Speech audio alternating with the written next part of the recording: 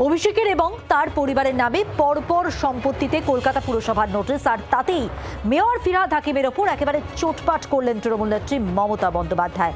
KMC থেকে notice গেল অথচ মেয়র জানেন না, এটা হতে পারে কি? বৈঠকে ফিরহাদ হাকিমকে প্রশ্ন মমতা বন্দ্যোপাধ্যায়ের। অন্যদিকে সম্পত্তি তালিকায় অভিষেক এবং সায়নী ঘোষ নামে এক ব্যক্তির জয়েন্ট প্রপার্টির খোঁজ মিলেছে। সায়নী ঘোষ কি তৃণমূল সাংসদ সায়নী ঘোষ? এখনো অবশ্য তা জানা যায়। সময় যত যাচ্ছে চাপ বাড়ছে অভিষেকের। তার এবং পারিবারিক সম্পত্তিতে পরপর কেএমসির নোটিশ গিয়েছে। দুটি বাড়ির বেআইনি নির্মাণের অংশ ভাঙার নোটিশও গিয়েছে। অভিষেক বন্দ্যোপাধ্যায়ের দুই বাড়িতে নোটিশ পাঠালো কলকাতা পুরসভা।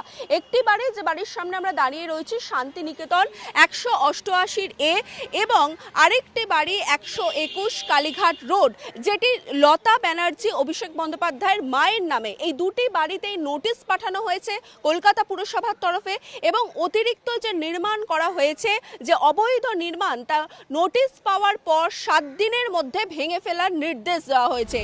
মুখ্যমন্ত্রী আগেই ভরা সভা থেকে অভিষেকের সম্পত্তির তালিকা নিয়ে পদক্ষেপের কথা বলেছিলেন। तीसरा भातीजा अभिषेक बनर्जी,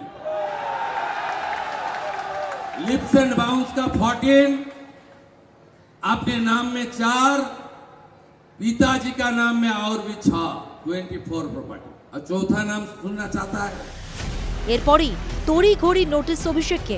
শহরে বেশ কিছু ঠিকানায় নোটিশ গিয়েছে যা অভিষেক অথবা তার পরিবারের নামে মালিকানা রয়েছে, যেমন 121 মোক্স ল্যান্ডমার্ক কালীঘাট রোড, 188 এ শান্তিনিকেতন হরিশ চ্যাটার্জি স্ট্রিট, 46 বি কল্পতরু হরিশ চ্যাটার্জি স্ট্রিট, 29 এ সূর্য দর্শন হরিশ চ্যাটার্জি স্ট্রিট, 29 সি আকাশ গঙ্গা অ্যাপার্টমেন্ট হরিশ চ্যাটার্জি স্ট্রিট। পরপর নোটিশ, সব নোটিশেই অনুমোদিত নকশা এবং অন্যান্য নথিপত্র চেয়ে পাঠানো হয়েছে। কেএমসির এই নোটিশের কথা জানতে পেরে বেজায় চটেছেন তৃণমূল নেত্রী। সূত্রের খবর, তৃণমূল নেত্রী মমতা বন্দ্যোপাধ্যায় দলীয় বৈঠকে ফিরহাদ হাকিমকে উদ্দেশ্য করে বলেছেন, অভিষেককে নোটিশ পাঠিয়েছে কেএমসি, অথচ মেয়র জানেন না। সূত্রের খবর, ঘনিষ্ঠ মহলে অভিষেক বলেছেন, এরকম মুখ্যমন্ত্রী দেখিনি, বাড়ি ভেঙে দিলে দিক, বিজেপির বিরুদ্ধে লড়াই চলবে। এসবের মাঝেই তালিকা অনুযায়ী একটি নয়া সম্পত্তির মালিকানা নিয়ে জল্পনা তৈরি হয়েছে। 19D 7 ট্যাঙ্ক রোডে অভিষেকের সঙ্গে যৌথ মালিকানায় নাম রয়েছে সায়নী ঘোষ নামে একজনের।